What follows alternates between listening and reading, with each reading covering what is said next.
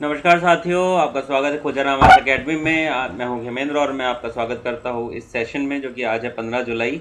और आज के कुछ करंट अफेयर्स के पॉइंट्स लेकर मैं आपके सामने यहाँ पर आ चुका हूं। तो जैसा कि आप लोगों को पता है, ये सीरीज़ हम लोग चला रहे हैं और इस सीरीज़ में काफ़ी सारी चीज़ें हम लोग यहाँ पे कवर कर रहे हैं। एंड आज का जो दिन है, खैर पिछले कुछ दिन काफ़ी इंपॉर्टेंट रहे स्पोर्ट्स के पॉइंट ऑफ व्यू से। तो स्पोर्ट्स की न्यूज़ है आज यहाँ पे और बहुत ही अच्छे तरीके से हम लोग चीज़ें आप प्रोवाइड करा रहे हैं।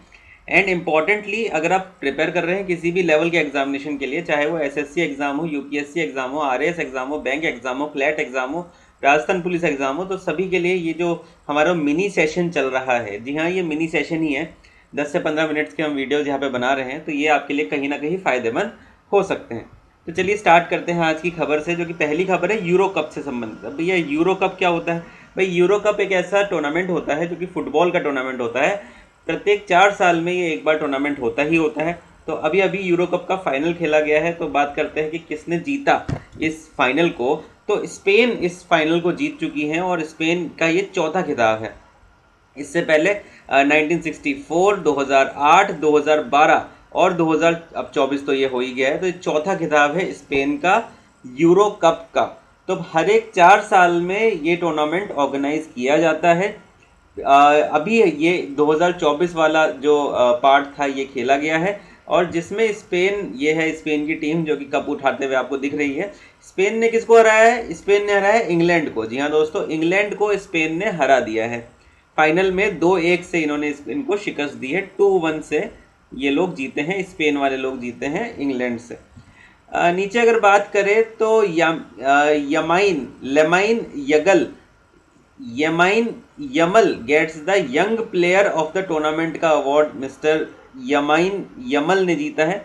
और दूसरी बात करें, mister Rodri receives the player of the tournament award, और मिस्टर रोड्री ने प्लेयर ऑफ द टूर्नामेंट का खिताब यहाँ पर जीता है। अच्छा, ये जो यूरो कप चल रहा था 2024 वाला, ये किस कंट्री में हो रहा था? तो ये जर्मनी में हो रहा था।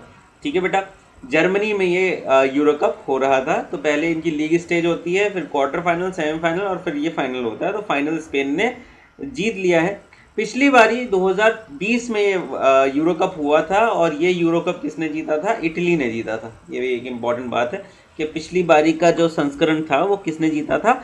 इटली ने यहाँ पर जीता था। तो ये आ गई भैया हमारी पहली खबर, जो कि किससे संबंधित थे? यूरो कप से संबंधित थी। फुटबॉल के क्षेत्र से ये हमारी खबर आई थी। स्पेन ने हराया है इंग्लैंड को, ध्यान रखना।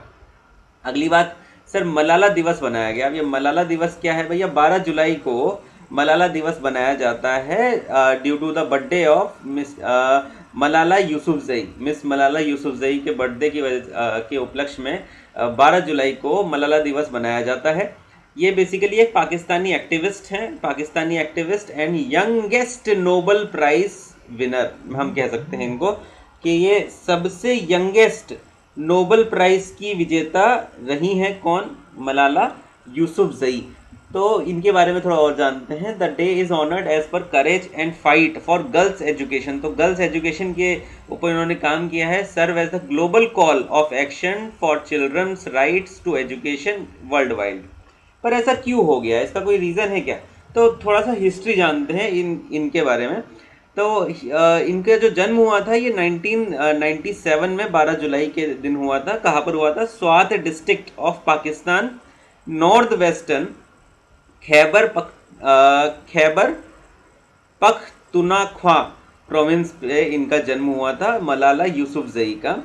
और जब ये आगे बढ़ रही थी, जब ये बड़ी हो रही थी, तो उस एरिया में जो नॉर्थ वेस्टर्न एरिया है, वहाँ पे तालिबान का शासन मेजरली चलता था। तालिबान के इन्फ्लुएंस में वो एरिया था। तो हुआ क्या, 2009 में जब वो 11 साल की थी, करीब करीब 11 से 12 साल की, तो Malala began to write the blog under the BBC के अंडर ब्लॉग वो धीरे धीरे लिखने लग गई थी, detailing her life under the Taliban rule and their attempt to deny girls education.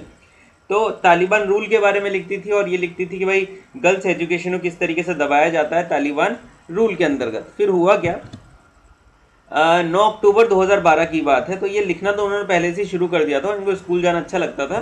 परंतु जो तालिबान के पीपल्स थे उनको स्कूल जाने में, लड़कियों के स्कूल जाने में प्रॉब्लम थी। तो ये हुआ क्या कि 9 अक्टूबर 2012 के टाइम पे इनकी बिल्कुल ड्रामेटिकली लाइफ चेंज हो गई। हुआ क्या कि एक तालिबान के गनमैन थे, Taliban gunman shot her in head, तो सर पे गोली मारी थी इनको वाइल शी वॉज, जब वो स्कूल की तरफ जा रही थी। तो दिस इज द प्रॉब्लम, और इसकी वजह से फिर ये बहुत ज़्यादा सुर्खियों में अब आ गई। The attack sparked international outreach and support for Malala cause capturing her into global spotlight. अब हुआ क्या कि ये जो खबर थी ये बिल्कुल बहुत ज़बरदस्त तरीके से फैल गई और किसी तरीके से इनकी जान बचा ली गई। और जान बचने के बाद में ये बहुत ही ज़्यादा फेमस हुई कि ये वह लड़की है जिनके सर पे गोली मारी गई, फिर भी ये बच गई। अभी भी उस गोली के इफ़ेक्ट की वजह से अभी भी इनकी लाइफ थोड़ी बहुत चेंज हो रखी है। उसके बाद इनको बहुत भयंकर आउटरीच मिला और नोबल प्राइज़ इनको मिला 2014 में, जब इनकी उम्र थी 17 साल की। तो she is the youngest person to receive a Nobel peace prize at the age of only 17। तो this is a very good, very remarkable, हम कह सकते हैं इसको, youngest person to receive a global peace prize. तो इसी उपलक्ष्य में 12 जुलाई को वर्ल्ड मलाला डे बनाया जाता है। इन्हीं के नाम के ऊपर ये दिन का नाम रख दिया, मलाला डे, ठीक है ना। उसके बाद बात करते हैं भैया, अब हम बात करेंगे किसकी, एक और स्पोर्ट्स इवेंट की जो कि अभी अभी हुआ रिसेंटली और इसका फाइनल खेला गया। तो कार्लोस अल्कराज ने सक्सेसफुली क्लेम कर लिया है विंबलडन के टाइटल को। विंबलडन एक तरीके का ग्रैंड स्लैम होता है जो कि आप लोग जानते ही हैं। तो कौन है विनर बेटा, कार्लोस अल्कराज इसके विनर है। Carlos Alcaraz successfully defended his Wimbledon men single title after beating Novak Djokovic को इन्होंने हराया है। और नोवाक जोकोविक आपको पता ही होंगे, पिछले टाइम के लेजेंड हैं और काफ़ी समय से ये आई थिंक लास्ट 2 साल से ये कार्लोस अल्कराज जीत रहे हैं विंबलडन को। उसके पहले 5 साल तक इन्हीं का राज था, नोवाक जोकोविक का।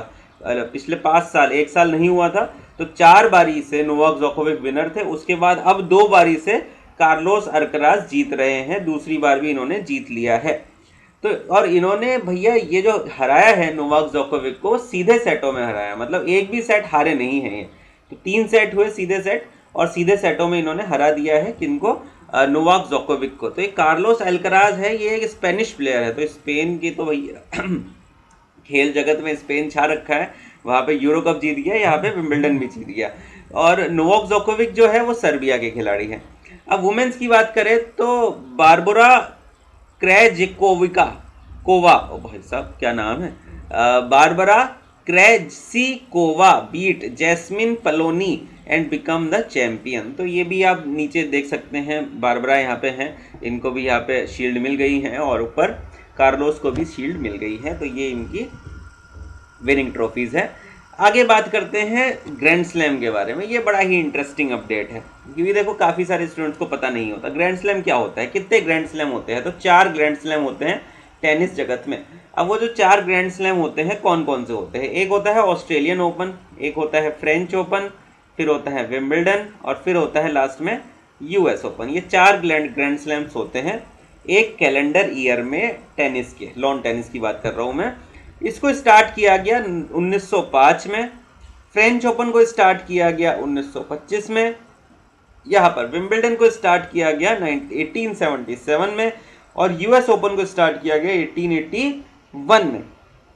सबसे पुराना कौन सा है, विंबलडन सबसे पुराना है, विंबलडन सबसे पुराना है। अच्छा कहाँ पे खेला जाता है, मेलबर्न के मेलबर्न पार्क में खेला जाता है ये। और फ्रेंच ओपन खेला जाता है पेरिस में, ठीक है। ऑस्ट्रेलियन ओपन सिंपल सी बात है, कहाँ खेला जाएगा भाई साहब, आपके ऑस्ट्रेलिया में खेला जाएगा। फ्रेंच ओपन कहाँ खेला जाएगा, आपके फ्रांस में खेला जाएगा, पेरिस उसकी राजधानी है, पेरिस में खेला जाता है। विंबलडन कौन किसने बनाया था, यूके ने बनाया था, तो यहाँ पे लंदन में खेला जाता है, ठीक है ना। US open obviously New York city में खेला जाएगा, यूएस वाले ने ये बनाया था। अब लेकिन इसमें डिफरेंस क्या आता है, इसमें इनकी सरफेस का डिफरेंस आता है। जो ऑस्ट्रेलियन ओपन होता है उसमें जो कोर्ट बना होता है वो हार्ड सरफेस से बना होता है, किससे बना होता है, हार्ड सरफेस से बना होता है। यूएस ओपन में भी सेम है, जो कोर्ट है वो हार्ड सरफेस से बना होता है। अब फ्रेंच और विंबलडन में अलग अलग है, क्यों अलग अलग है, देखो फ्रेंच ओपन में जो कोर्ट बना होता है ये क्ले का बना होता है, क्ले का बना होता है, और विंबलडन में जो कोर्ट बना होता है वो ग्रास का बना होता है। अच्छा कई आप लोगों ने देखा भी होगा, अच्छा इसी की वजह से ना अलग अलग खिलाड़ियों अलग अलग कोर्ट में जीत जाते हैं। फॉर एग्जाम्पल जो क्ले है, ये क्ले से जो बना है आपका, ऑब्वियसली जो क्ले है ना वो उनके जूतों में फंस जाती है। तो कई बार आपने देखा भी होगा कि सिर्फ फ्रेंच ओपन में ही रैकेट से अपने जूतों को मारते हैं ताकि वो क्ले निकल जाए। पर क्योंकि हार्ड सरफेस में ऐसा नहीं होगा, ऑब्वियसली आपके जूतों के बीच में क्ले नहीं फंसेगी, तो वो फ्रेंच बाकी सारे ग्रैंड स्लैम में ऐसा नहीं करते हैं। बिल्कुल सिंपल सी बात है।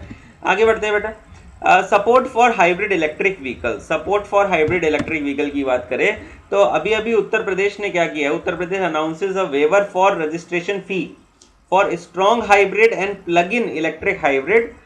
तो बेसिकली इनके ऊपर जो टैक्सेस हैं उनको कम किया गया है उत्तर प्रदेश में से, अगर आप गाड़ी लेते हैं स्ट्रॉन्ग हाइब्रिड या प्लग इन इलेक्ट्रिक हाइब्रिड। अब दोनों में क्या क्या अंतर होता है मैं बताता हूँ अभी। अच्छा, बेसिकली ये जो वेवर है ये पहले तमिलनाडु और चंडीगढ़ भी कर चुके हैं इससे पहले। Also offer incentives for to promote cleaner alternative to petrol and diesel, ये भी यहाँ पे किया गया है। इलेक्ट्रिक व्हीकल क्या है? An electric vehicle is defined as a vehicle that can powered by electric motor, बिल्कुल सही बात है, and draws electricity from the battery and capable of being charged from the external source. तो normal आपने petrol engine के बारे में तो सुना ही होगा। इलेक्ट्रिक व्हीकल में क्या होता है, इंजन तो होता नहीं है, सिंपल सी बात है भाई, एक आपका बैटरी होती है। अब वो वही बैटरी से आपका जो मोटर लगी होती है टायर को घुमाने के लिए वो घूमती है, सिंपल सी बात ये है भैया, ठीक है। तो इंजन नहीं होता इलेक्ट्रिक व्हीकल में, ठीक है, सिर्फ मोटर होती है और बैटरी होती है। अब उसको किस तरीके से घुमाना है, आगे पीछे करना है, स्पीड बढ़ानी है, आगे घुमाना है, पीछे घुमाना है, रिवर्स में चलेगी या फॉरवर्ड में चलेगी, कितने गियर पे चलेगी, ये सारा डिफाइन होता है with the help of a controller जो कि लगा होता है बैटरी और मोटर के बीच में। और उस कंट्रोलर बेसिकली एक कंट्रोलर होता है जिसको हम लोग डिज़ाइन कर सकते हैं, जिसको हम लोग प्रोग्राम कर सकते हैं, भाई ऐसा करना है तुमको, सिंपल सी बात है, ठीक है। आगे चले इसके बारे में तो और बात करते हैं। टाइप ऑफ इलेक्ट्रिक व्हीकल्स की बात कर लेते हैं। इलेक्ट्रिक व्हीकल अलग अलग टाइप के होते हैं। एक होता है फुल्ली पावर्ड इलेक्ट्रिसिटी, तो अलग अलग टाइप के इलेक्ट्रिक व्हीकल होते हैं। एक होता है फुल्ली पावर्ड इलेक्ट्रिसिटी पावर्ड, मतलब जिसमें पेट्रोल की कोई बात ही नहीं है, जिसमें इंजन ही नहीं है। तो जो अभी मैंने बात करी, सिर्फ भैया एक बैटरी हो गई और एक आपकी मोटर हो गई, बैटरी से भाई पावर जा रही मोटर पे और वो चार्ज हो रही है, सिंपल, और वो मोटर चल रही है, बैटरी को अपन चार्ज कर देंगे अपने घर के सॉकेट से। That is one type of which is the fully electric. और एक होता है हाइब्रिड इलेक्ट्रिक व्हीकल। अब ये एचईवी क्या होता है? हाइब्रिड इलेक्ट्रिक व्हीकल में क्या होता है कि आपका इंजन तो होता ही होता है और साथ ही में बैटरी भी होती है। अब जैसे जैसे आपकी मोटर चलती है उसको चार्ज करने का ऑप्शन भी होता है, चार्ज करने का ऑप्शन नहीं भी होता है, क्योंकि रीज़न क्या होता है कि जैसे ही आप कहीं पे जा रहे हो तो गाड़ी आपकी चल रही है, तो जो मोटर है जो घूम रही है, जो लगी हुई है टायर के साथ, वो एज ए जनरेटर एक्ट करती है और आपकी जो ओवरऑल एफिशिएंसी है गाड़ी की वो आपकी बढ़ जाती है, ओवरऑल माइलेज आपकी गाड़ी की बढ़ जाती है। तो ये होता है हाइब्रिड इलेक्ट्रिक व्हीकल में।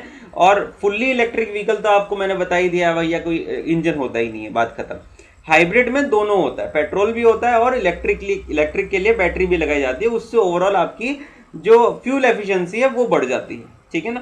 तो ये हमारा पूरा सेशन था आज का, और मुझे उम्मीद है कि ये सेशन आपको फायदेमंद लगा होगा। अगर आपको अच्छा लगा सेशन तो ज़्यादा से ज़्यादा शेयर कर दीजिए अपने दोस्तों में, ताकि और स्टूडेंट्स भी जान पाए कि इस तरीके से हम यहाँ पे सेशन चला रहे हैं। टेलीग्राम का लिंक डिस्क्रिप्शन में दिया गया है। किसी भी तरीके के एजुकेशनल कंटेंट के लिए टेलीग्राम पे आप जाकर हमारी क्लासेस को देख सकते हैं और देख सकते हैं कौन कौन से बैचेस हमारे चल रहे हैं। मैं मिलता हूँ आपसे अगले वीडियो में, तब तक के लिए अपना ध्यान रखिए। धन्यवाद।